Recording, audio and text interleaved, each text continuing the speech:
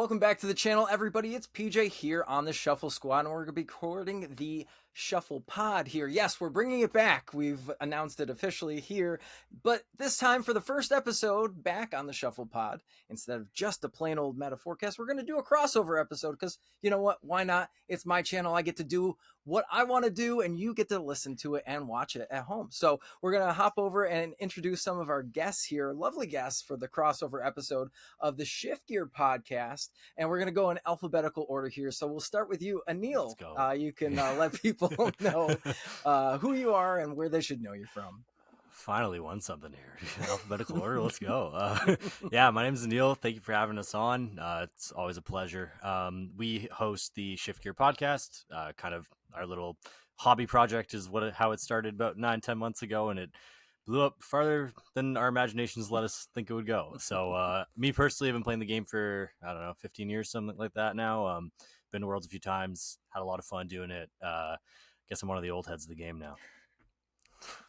Awesome. I love the old head mentality. You know, I've been playing since base set, and then took some years off to be a dad, I guess, or something. I don't know, and then got back into it. But I've loved Pokemon forever and a day, and I love to hear like people's origin stories when it comes to that too. So that's really cool. And then we also have Ciaran. Ciaran, I do apologize. I literally always will mispronounce your name, but I think I'm getting it because now it's closer to the Pokemon card. So.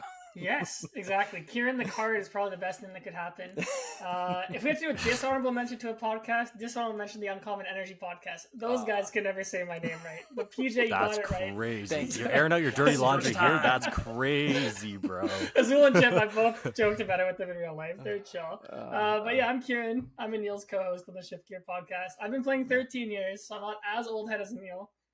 Fun fact, Aneil was my first ever opponent at my very first tournament. So we do go way back. Yeah, so been to Worlds. I think this is going to be my 8th Worlds now. So excited to hop on this crossover episode. And hopefully it's fun for everyone listening. All right, so you guys are old school rivals then. So tell me, who is the Gary Oak and who is the Ash Ketchum of the group? What does this constitute, actually? Are we like, what are we like skill level? Because he's got me beat for sure. But are we talking like, oh, for sure. He plays the game like way more than I do. He's been playing for years. I'm not serious. That's my I played for a while and then I quit for 5 years. And I like, hey guys, I'm back. So no, Ciaran's done pretty well for himself there. He beat me in top 4 of 2013 nationals, and I think ever since then, I think we're pretty 50-50 I think we're pretty in tournaments when we're head to head. Yeah, solid. Yeah, so no, it's good back and forth, good banter. Sweet. I'm loving the camaraderie. I can't even talk today.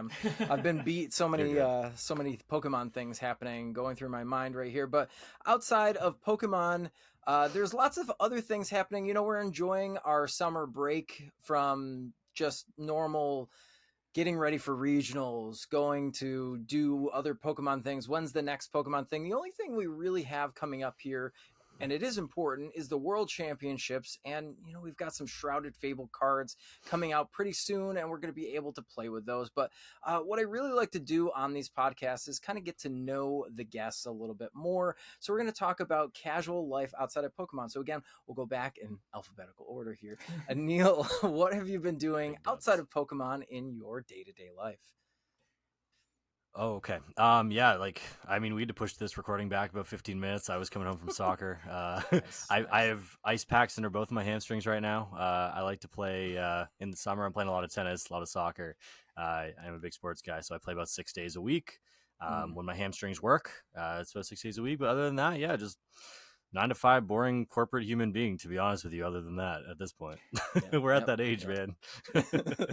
We're enjoying our casual other hobbies that aren't trading cards and just going back to the work grind. I love it. I love to see it, and I can appreciate that for sure. Ciaran, so let's move on to you. What are you doing outside of Pokemon for this summer Pokemon break? Yeah, I think I'm like Aneil. I love sports as well. My sport of choice is basketball. So I play a lot of basketball, play in some leagues, play with friends, play pickup. I used to coach my sister's basketball team. This was my last year doing it, so that was always awesome. Other than that, just enjoying summer. Some of my friends have cottages, which is always great when your friends have cottages. So I've been up north a couple of times. Then I've honestly just been working a lot. I guess this is still Pokemon. A lot of my students, getting them ready for the World Championship, which has been awesome. Very cool. So yeah, I've been having a relaxed summer, which is awesome. Nice. Yeah. I'm having it the opposite of a relaxed summer. I'm trying to go here. I have 2 kids and a wife, a dog, 2 cats. We're always on the go outside of Pokemon, and then I have my other family, which is the Shuffle Squads, who've been trying to do things with both sides here and keep that balance. Actually tonight it's nice. My wife and kids are actually up at a cottage up in the mountains for a few days, and Dad gets to stay home and do his Pokemon thing for a little while. I get to watch some scary movies. Caught up on The Boys season 4 finally, so watching a little bit of that, and maybe we'll go take myself to see Longlegs later on. So nice. No spoilers here, unless I was told The Boys is really good. It's filmed in Toronto, Aneil. Really? Yeah. All right. Roy Thompson Hall is their big headquarter. If you watch the show, you'll recognize. That's what they chose of all they things. They CGI it and they make it really big. But yeah. Hey, listen. That makes sense. I don't know if anybody's a fan watching this of horror movies, but The Quiet Place actually filmed 30 minutes from my house in Little Falls, New York. So why they chose Little Falls, I still will never know. But here we go. They made a couple of movies out of it. So I'll put it like this. So the university I went to, they did a bunch of films there, and every single time they did a film there. So there's 3 times. All 3 times, the movie or music video was set in jail. The building was supposed to be jail. So you can make anything into something important if you try hard. That's right. Well, speaking of important things, let's talk about some of the important things for the championship series. We know that we've shifted gears here to Pokemon instead of casual life, not pun intended. But we're looking at these cups and challenges. People are out there playing them, and instead of what we thought would be a decline in these cups and challenges, we're seeing actually an increase of people playing the game. So I know that that's true. Definitely locally, I like to call it a Pokemon desert, but there's still enough stores around me. What about, you guys are in one of the meccas of the Pokemon trading card game. Are you seeing people out playing these league challenges, league cups in troves over what it was last season, or is it just kind of normal? I'd say it's probably just normal. I think we do, like you said, have a treasure trove. So I feel like we have multiple cups on each day, but it seems like we'll have multiple cups on one day and they'll still all sell out. Yeah. I went to one yesterday. There's 40 something people. Aneil, I know you went to one yesterday. I'm sure that one was sold out as well. So it feels like the demand is still there. This always happens in the summer, right? People have more free time. It's a brand new season. Everyone's excited to play. So it feels like it's the same, if not more, than we saw last season. What I actually was interested in seeing is I compared some of the numbers from last year versus this year, and just last year I think there was a bit more overall in the area, probably about 10 to 15% more. It's not noticeable. You wouldn't really notice it unless you really thought about it. But what happened is a lot more cups in our area because of the popularity last year exists now than they did last year. So there's a lot of stores applying for cups and stuff. So we have something crazy 65 or 66 cups in Q1. Yeah. There's something insane within 250 miles. So it's a huge radius, but there's a lot of cups. And I think a lot of it has to do with the perceived notion of Worlds this year and what the invite structure is. I think it maybe is to be blamed for that 10 to 15% drop off. So we're still getting 70 people cups if we only have one cup in a day. So it doesn't matter to me, but I do think it's a little bit different from last year, at least from my statistical perspective. Yeah, somewhere like myself, I live in an area where if I travel anywhere between an hour and 2 hours away, I'm at max getting maybe a 20-person cup, unless I travel again 4.5 hours. I've played in a Toronto Cup before. It is massive. I've played in a 128-person cup before, which was wild to me, but it was a great time. Always fun to head out to Canada. If you aren't in the Toronto area and haven't ever played Pokemon there, I highly recommend doing that. But I almost feel like there is a different attitude by a lot of people that are playing these. Not necessarily while you're there, because you always want to be competitive if you're a competitive person, but I feel like there isn't the stress behind the cups and challenges because, again, there's only the BFL of 4. So if somebody can't necessarily make it out on a weekend, especially like during the summer months when you're trying to do outside of Pokemon things, you're not necessarily stressing, oh, you know what, I really can't make the cup this weekend, but I'm sure that I can make like 3 other ones in Q1 at least, or I can try to do a couple in Q2 and maybe grind it out in another quarter. So would you say that that's maybe both of your reflection on how these cups and challenges are? I'd say like for me and Neil both. I think both of us would prioritize other things over locals. I think we don't put that much stress on them. Yeah.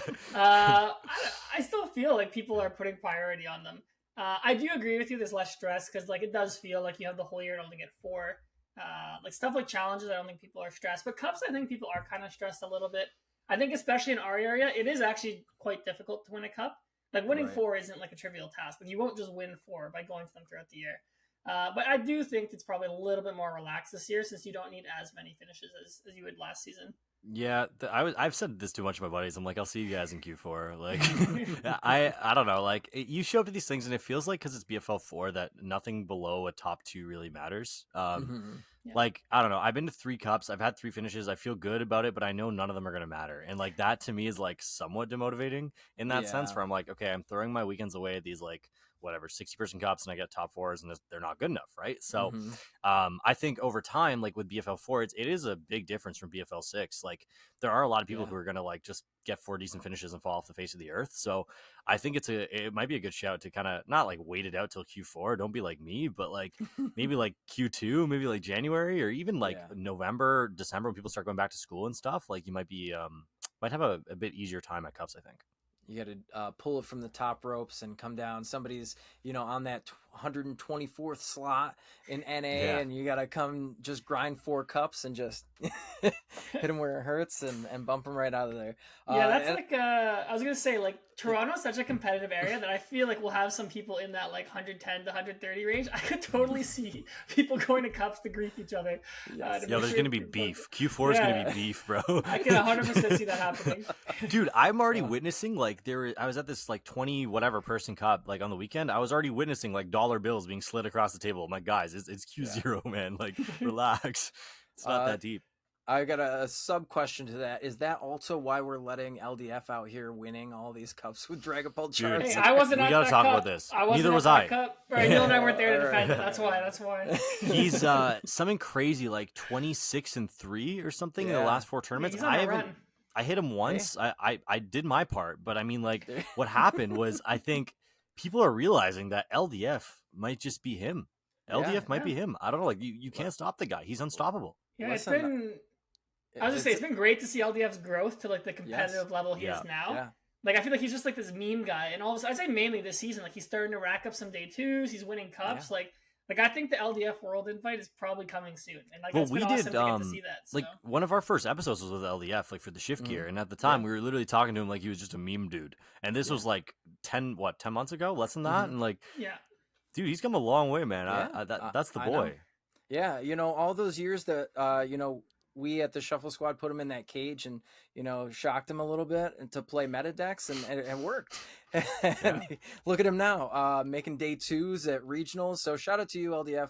All the jokes aside, and congrats on the movement forward in the competitive scene. We love you no matter what you do. But let's move on to our next topic and talk about what are the best decks for the World Championships, because we do have Shrouded Fable right around the corner. I think even on PTCG Live, we're looking at August 1st for the release date, so we can start to play some online events on Play.Limitless at least, or any other way if you're testing already for Worlds. So I want to get each of your opinions on what you think the top decks that we've seen so far. Obviously, we have access to the Japanese meta. We can see some play testing happening on certain YouTube channels and things like that. So we're going to go backwards here. So Ciaran, sorry, Neil. But Ciaran, what do you think that maybe I would say top 5, if we're going to name some top 5 decks out of the World's meta and you can't say Charizard 5 times, but talk to me about what you think the best decks are going to be. I think there's probably a clear top 3. Then I'll give you 2. I think are probably to round out the 5. So I think to me, Charizard, Gardevoir, Regidrago to me are the top 3. Okay. I think Regidrago probably gets the biggest buff from the set. It's hard to understate how much or overstate like how much Ciaran like adds to that deck, giving it win conditions. It kind of reminds me of Lugia a little bit in the sense that it can be a little bricky and like it can kind of run out of resources in Steam. But when it does what it wants to do, I think that deck is fantastic. It has a really, on paper, a really solid matchup spread, and it's fast, which I think is good for the time format of Worlds. I think Gardevoir is like it's been proven it's the S tier deck of this format. I still think it's like fine going to the next into Worlds here. Even if Charizard gets more popular, you can still play the Devolution TM. You can play Mimikyu. So I don't see Gardevoir going anywhere. I think Gardevoir is still one of the best decks. And then, I think everyone's already known this. I think Charizard was a bit underrated in our current format, I guess. Now it's getting some tools like Dusknoir to kind of like give it a little bit more firepower, a little more tricks. And I think it gives the deck a layer of depth that maybe didn't have before. That will really reward people who can like prize map with it, come up with really unique scenarios, which I think is great. So I would say those to me are the best 3. And if I had to give you 2 more to round the top 5, I'd say Lugia is like still good. On paper, Lugia has great matchups. Lugia has always on paper had great matchups. It just doesn't really translate to tournaments that well because it requires you to not brick a couple rounds over such a large sample size. But I'm sure someone's going to run hot with Lugia at the World Championship. I would not be surprised to see someone top 8 with that. And if I had to give you one more, I'll give you Dragapult because I think Dragapult's pretty solid into Charizard, and I think Dragapult can hold its own against Gardevoir as well. And against Regidrago, it's a little close, but again, it's one of those decks that it's a bit fragile. I still don't think anyone's come to a consensus on the best way to play it. Probably just Pidgeot. But I think that would probably be like my 5th deck if I had to round out a top 5 for you. So Cyrus Davis and Kelly Moore have been testing the Dragapult with Xatu that I've seen, and that's been performing. I think even Kelly Moore went like 13-0 in some online event with that lately. So that plus maybe some Dusknoir action, who knows? Maybe that could do it. So Aneil, we listened to Ciaran's top 5 picks. Are you approving, opposing those? Do you have any to knock out of the top 5? In your opinion? Yeah, what I was saying there is like if you ever seen the Soldier Boy video where he goes, "You copied my whole flow, word for word, bar for bar." That's basically what just happened. Like this guy was spitting everything I was thinking. But what I will say is this: I think there are a couple decks we shouldn't sleep on. I think I agree with the top 5, but I think there are decks like don't sleep on Lost Box, don't sleep on Stall, don't sleep on Chen Pao. I think those are my 3 like kind of underdog decks. Like I do agree with Ciaran's top 5. I think as a whole, the only one I'd maybe move is Dragapult. I'm not sure what I'd fill in that 5th spot, to be completely honest with you, but Dragapult does feel like it's a bit of a drop down from those. But I mean, there's always the potential to crack decks like that, right? It just takes one sort of toward innovation to really push it up. And I do think Raging Bolt is on the radar as well. I think it's somewhere there on the radar. What I do want to say, and this might seep into a question you might have later, is I think Worlds caliber players and people at Worlds want to play skill-based decks. Like, and to me, I think that's going to kind of skew like maybe your Charizards, your Gardevoirs up a little bit in play. And my big thing, especially going to big tournaments, is like there's always that one deck with the X on its back, and I think right now it's Gardevoir. I think it's going to kind of shift to Charizard, so we'll kind of see what happens with that. I just think the Mochi adds so many dimensions to it, and so does Dusknoir, that you might be able to crack something up with Charizard. So that's kind of my target number 1 right now. So I definitely agree with the top 5, but I definitely think there's some sleeper picks, and I think Charizard might rise a little bit above the rest. Got it. And I've seen some lists. Obviously, everybody out there has seen some lists of Charizard. If you've been following our channel specifically, I know that we've put out a couple of the preparation for Worlds lists. And if you haven't seen those, get out of underneath that rock and go take a look at the rest of the videos in this channel here. But Dusknoir has been put into the limelight. Now, this is a card everybody's talking about. I know that there's the Patrunt and there's the Unfezant EX, and then we've got the Kyurem that goes into the Regidrago, but everybody is talking about Dusknoir. I've even seen a Lost Box-esque all Dusknoir deck from Japan. I don't know what they're just experimenting with things, putting them in a glass jar and shaking them up to see what happens. But you know, we saw a couple of testing groups out there that they were testing Charizard with Dusknoir in it, and they didn't always use the card. So are we thinking that maybe Dusknoir is a little bit overrated for this format, or it just hasn't seen enough games yet?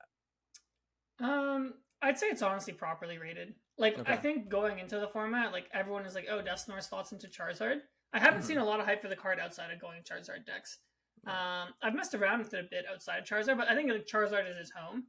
I will say like the opportunity cost of running Dusknoir in your Charizard deck, it's pretty big. It's at least 3 slots if you want to play a 1/1/1 line. So stuff like Enhanced Hammer might have to come out. Stuff like Palpad, maybe your Bibarel line. So you are foregoing some strength or like some matchup specific text to put it in. But I will say like the card does change a lot. Like if you play a mirror, for example, if one player plays it and the other doesn't, like it's a huge swing. Because not only do you put damage counters, but you also force your opponent to take a prize. You activate Defiance Band, boost your Charizard's damage. It gives you the option to snipe things like Curlia, things like Bibarel late in the game. And when you do that, you're trading 1 prize for 1 prize. You can take 3 prizes in a turn. So like if you're behind in the prize trade, you can like switch. So I think the card is like very versatile, like in the Charizard deck. But maybe it's overrated in the sense that it might not find a home in any other deck. That's kind of where I would say the card is at right now. Got it. Yeah, I mean, I've really liked. I love the popping Pokemon, as I like to call them, like the Mismagius. You know, you get to knock out your own Pokemon and you get an awesome effect out of it.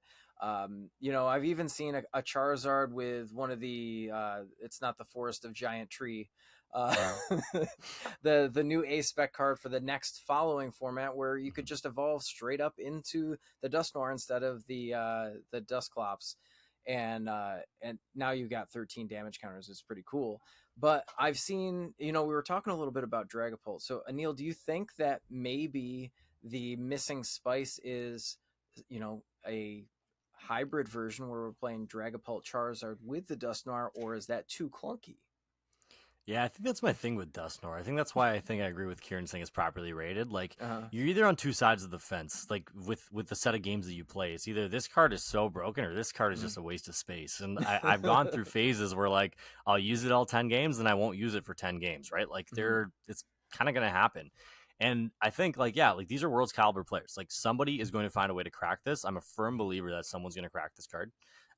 In some sort of facet. I'm not too sure how they're going to do it yet, but I think there's so much potential for that card to be good that I find it hard to believe that it won't at least place highly in 1 or 2 decks.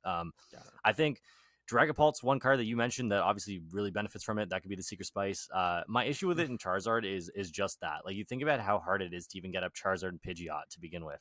And then you sprinkle in these dead 3 cards, so to speak, that are not helping your setup at all. So that's an extra Poffin target. You need an extra, like you're drawing into a Dusclops off Bibarel, whatever it is, right? So I think obviously there's pros and cons. I think someone's going to find some way to make it work. But right now, with such a diverse card pool and such a big format, it is pretty penalizing to cut 3 cards for this line.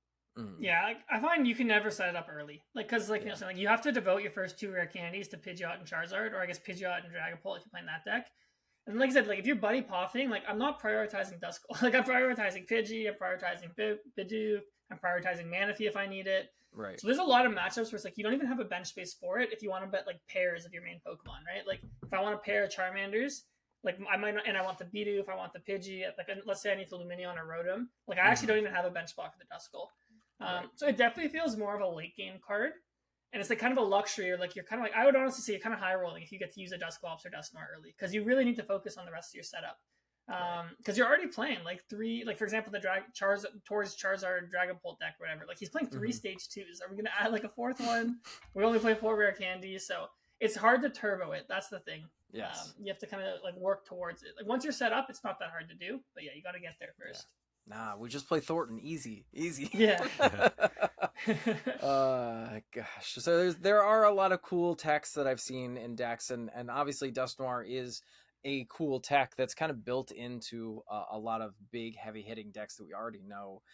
So it will definitely be interesting to see, you know, what these decks are going to look like, because it is going to shape our format for a little while. You have to think that this Worlds format isn't done right after Worlds. We still have the rest of the Q1 Cups and Challenges, and also Baltimore is the exact same format. So just in case you didn't make it to Worlds, you can still play Worlds format at the next big regional event.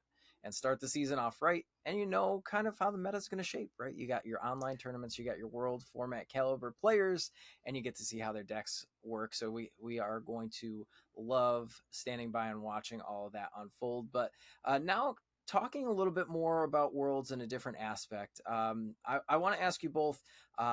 Let's start out with, how do you do Worlds? So how many times have each one of you been to a World Championship? This is my 4th, I think. Okay. Yeah, this is my 4th. Yeah, this is gonna be my 8th. Nice. Very cool. And have you made it in different divisions, juniors, seniors, or has it always been masters? Both of us did seniors and masters, I think, right? Yeah. Yeah. Okay. I've done my masters in my 6th, and I've done it twice in seniors. Gotcha. So you're vetted World Championship attendees, at least. You know, some people might go as spectators, some people might go as somebody who's qualified, which is great. We all want to get there. Obviously, this year it's a little bit more high echelon player that can get in North America, at least, as well as the rest of the world. Sorry to you, Australia, with the 20 players that will get in. But besides the point, we're going to talk about, how we're going to prepare for Worlds. So now, being that you both have been multiple times, I want to ask you, and Aneil, we'll start back with you. How do you kind of gear up for going to Worlds as a competitor? Yeah, so I mean, I mentioned this all the time on the podcast. I'm a broken record at this point, but I take the best deck, I put a target on it, and I make sure I can beat that deck. That's the number one thing I think for me. I think, especially going into Worlds, a lot of people like safe picks. It's the same thing with ICs. People travel so far, they play the whole year for these things, and they don't want to come in with some sort of jank box that they just created in their basement. Like, normally it's like, hey, I'm going to take the best deck and I'm going to go to Worlds and I'm going to learn it and get really good with it. So all of my kind of like creations for Worlds have been with that in mind. I think now, like, I'm kind of changing up my process this year a little bit. I used to just take a giant break before Worlds and just not really think about Pokemon, not get burnt out, kind of see where the meta leads me. But this year I'm trying to be a bit more proactive, actually like actively test decks and not rely on kind of what I learn over time and really learn it myself. So I think that's a big change for me, at least. But I think, yeah, that's a big thing. Like, most of the time people want to play safe picks. It's different from regionals. I think at regionals you'll see a wider variety of decks. I think at internationals that narrows down, and at Worlds it narrows down even further. And there's also like tendencies that good players like to follow. So one of the ones I touched on earlier, like, good players like to play skilled decks, and I think that's a very relevant thing. I think it's kind of watered down for this World just because of the tie rules. So it might push some of those players who previously would have played skill decks into maybe like faster decks, like Raging Bolt or something. So I think it's all going to even out. But those are the things I kind of keep in mind as I prepare. Awesome. And Ciaran, would you say that you prepare in the same way? Do you have some different tactics that you use as a competitor? I'd say I probably like look for, when I pick my deck, I kind of look for decks that, honestly, kind of like, if they high roll, they can have deep runs. I think the thing with the World Championship is it's such a difficult tournament, not only because like the people are so good, but because they're so good, like the skill gap kind of like gets tighter. So you need things to go your way to do well. So like, I've made top 32 at Worlds 3 times. I think all 3 times I've probably played a deck that I don't think is probably one of the tier 1 decks. I've played Raichu Crobat, I've played Vespertine Vileplume, and I've played Chen Pao. I think all 3 of those decks were decks that were my style of deck that I was kind of like really comfortable with, and I really thought that if I hit the right matchups, spread the right draws, like, that's the type of deck that wins Worlds. I will say I think this year's gonna be different. I think this is the largest Worlds, I think, ever, maybe, the amount of players we're gonna have. So that being said, like, the skill gap at Worlds, like, the distribution is like a lot different this year. I think like day 1, for example, like, you're less likely to like hit into someone like a Tord or someone like a Brent or some of the top players in each of the regions. So I do honestly think this is a year where you can pick a more consistent tier 1 deck, and I do think skill can shine more than it normally does. So I think historically when we had the day 1, day 2 format, that's kind of like what day 1 was like, but now we're mixing everyone together.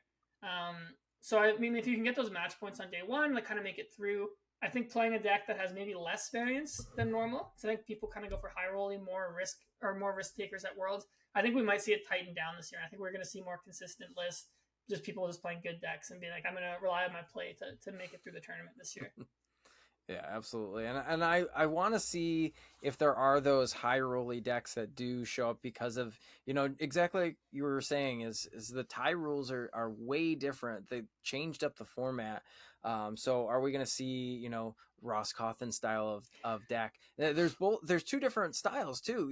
If you think of a deck builder like Ross, there's the Roaring Moon style, fast, aggressive deck, and then there's the Inteleon Radzard list that is not. And we can see it takes somebody from a really good world's caliber player to a great world's caliber player if they know where and when to pivot based on the meta. So I think that's something, it's a little bit in depth for those people kind of anxiously awaiting the World Championships this season, because it does mean big things going into the following season here too, as we progress into this new system and way that we're looking at things. But I think that, just as somebody who's going to enjoy Worlds, that's kind of how I want to take this conversation a little bit now.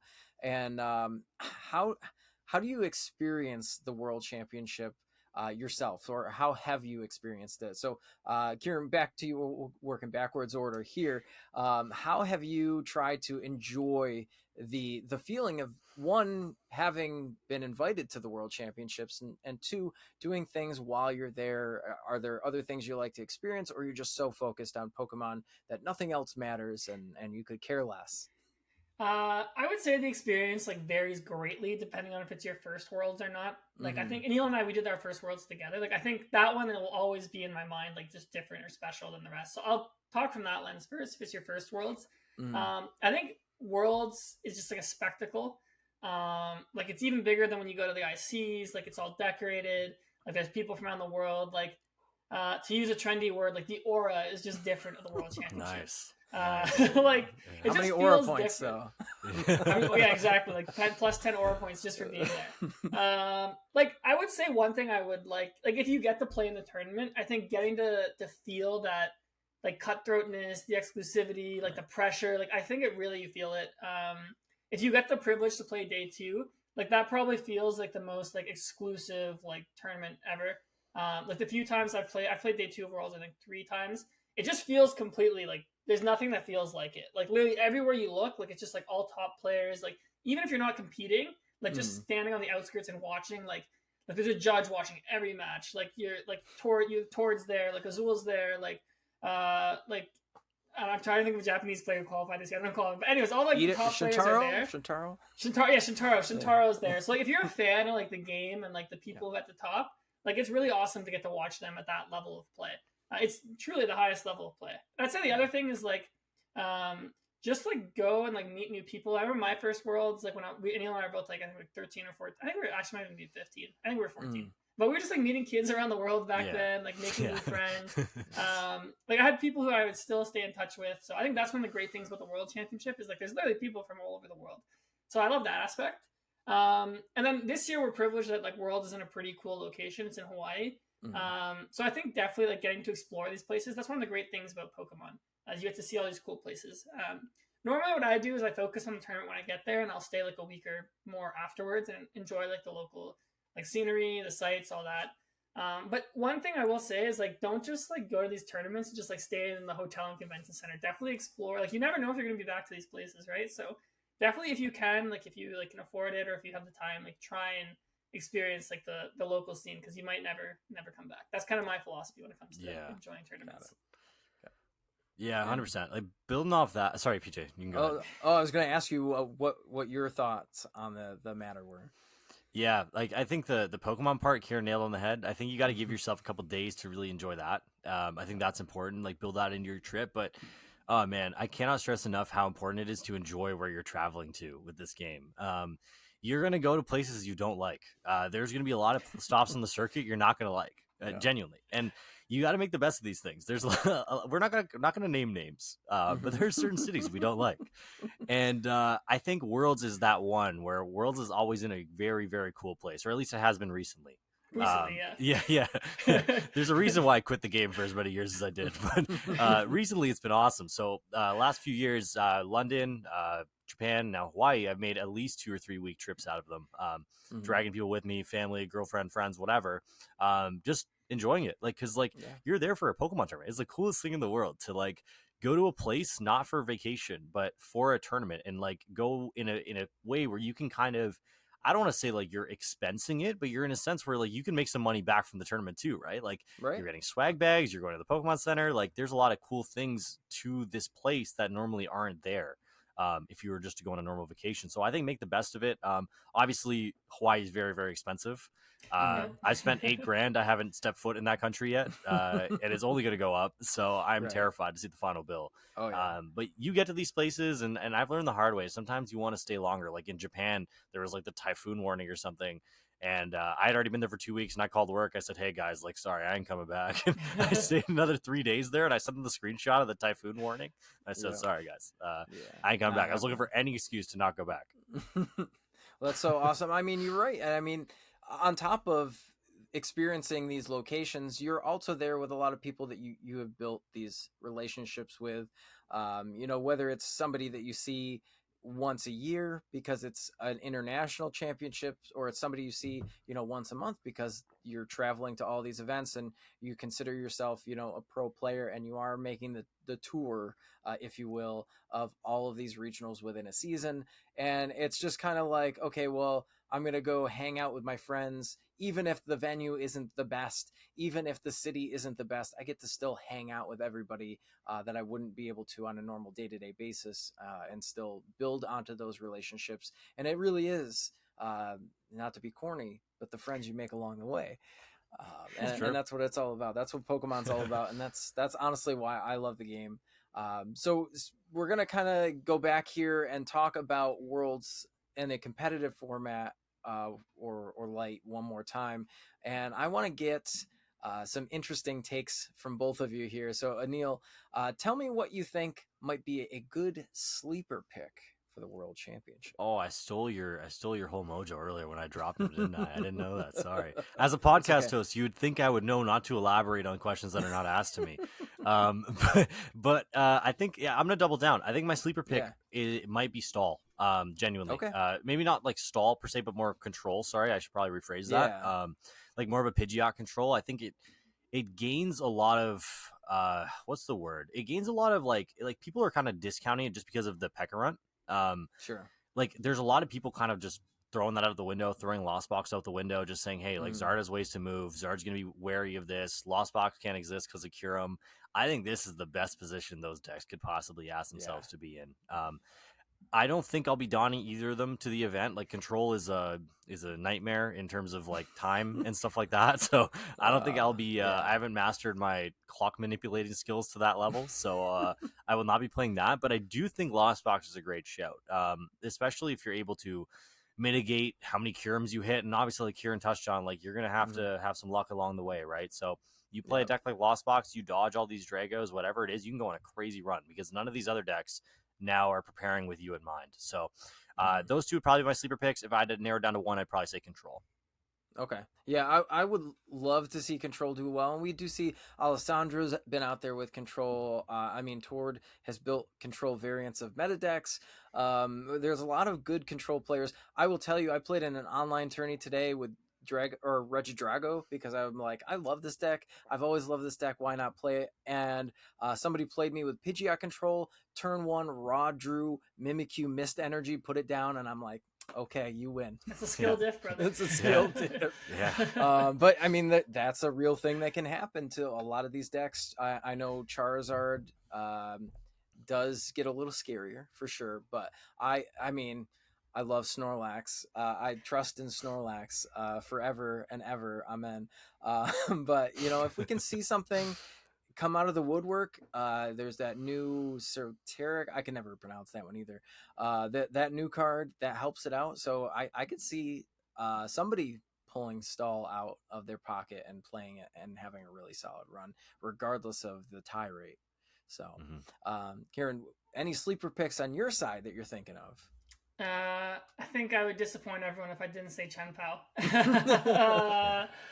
It's like Chen Pao in theory is in a decent spot. Like you take a good matchup into Charizard and Gardevoir, which are probably two of the most popular decks.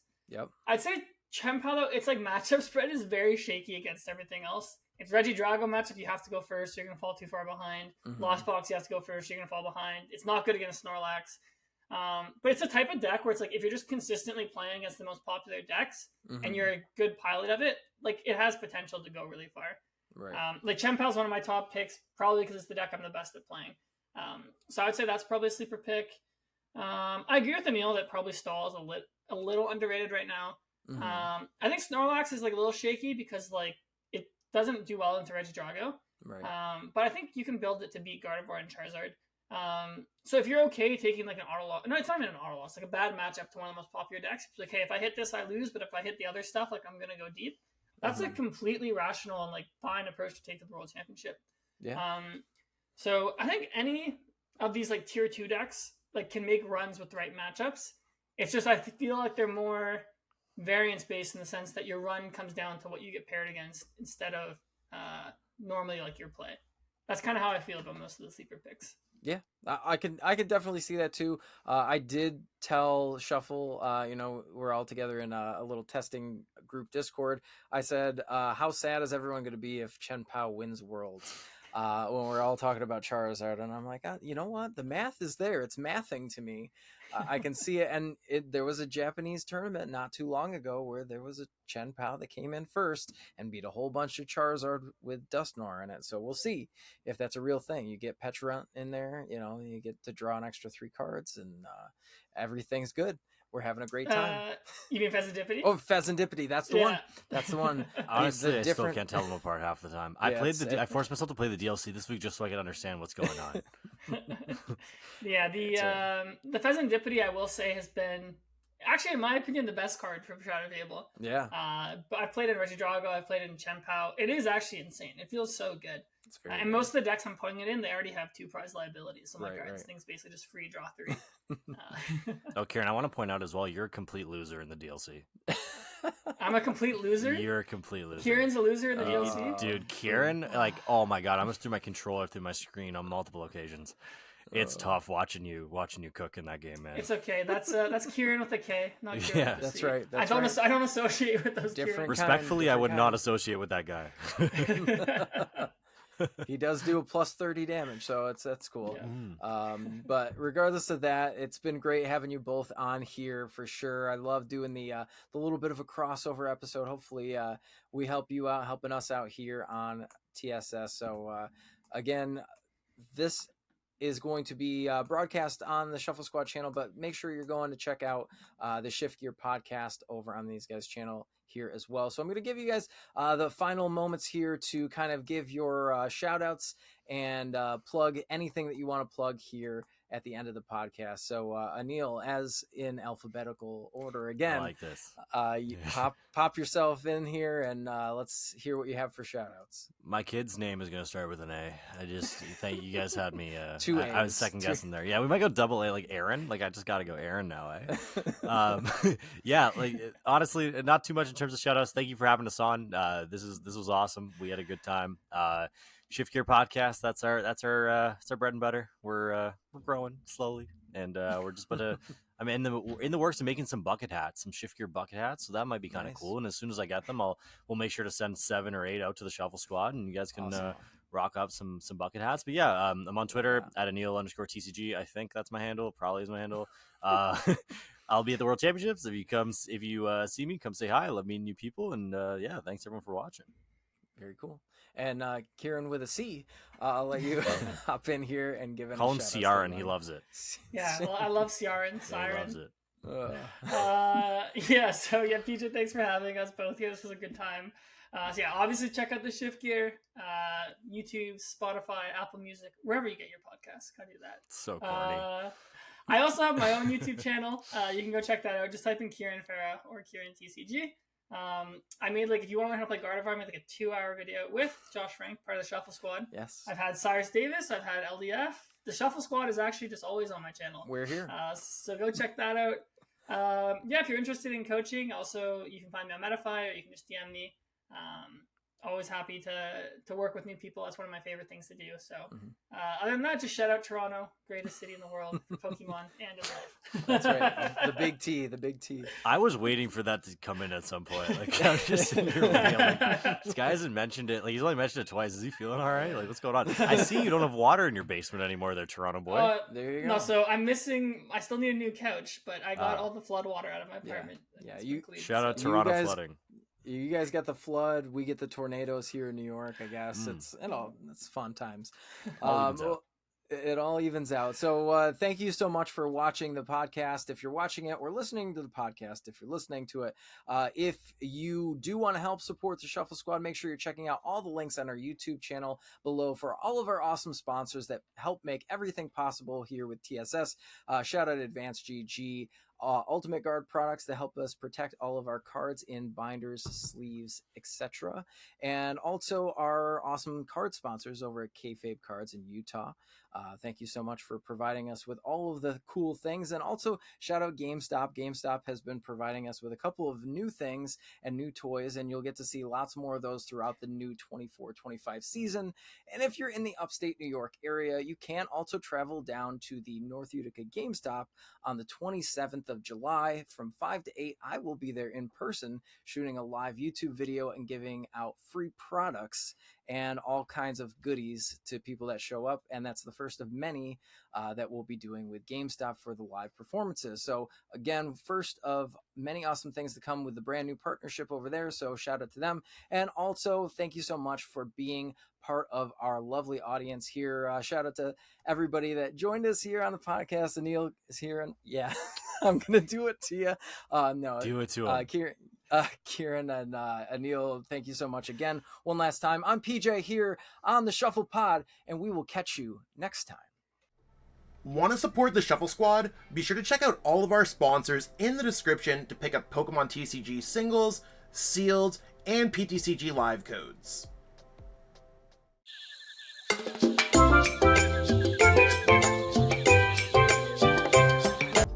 You made it to the end. Thank you so much for watching this entire video from the Shuffle Squad. Honestly, from the bottom of our hearts, we appreciate each and every person that supports our content, watches what we have going on every single day, every single week, even from time to time, and continuously allows us to have a forum to project our creative content towards the Pokemon TCG community. So if you haven't already, be sure to give this video a like, subscribe to the channel, and even leave a comment to help boost the YouTube algorithm. That being said, we'll catch you with our next video. Thanks again. Take it easy.